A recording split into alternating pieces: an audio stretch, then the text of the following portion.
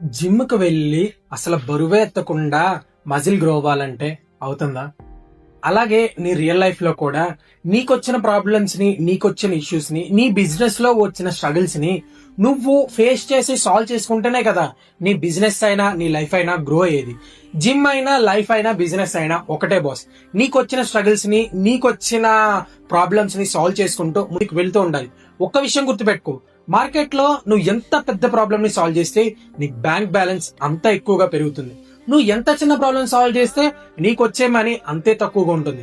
ఒక్కటి గుర్తుపెట్టుకో, నువ్వు సాల్వ్ చేసే ప్రాబ్లం ను బట్టి నువ్వు పెన్నిస్ సంపాదించాలా లేకపోతే డాలర్స్ మిలియన్స్ లో సంపాదించాలా అన్న విషయం అనేది డిసైడ్ అవుతుంది. ఆ ఒక్క విషయం మాత్రం గుర్తుపెట్టుకో.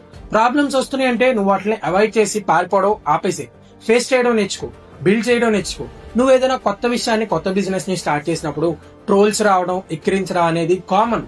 వాటిని వదిలేసి వాటిని ఎక్కువ పట్టించుకోకు.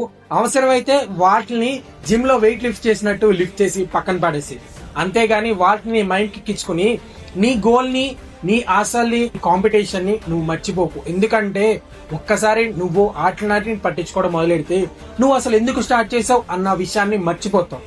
థింక్ చేయి బాస్. నీ లైఫ్ లో ఈ ప్రాబ్లమ్స్ అనే వాటిని లిఫ్ట్ చేస్తూ ఉన్న నీ ఫ్రెండ్ కి దీన్ని షేర్ చేయి.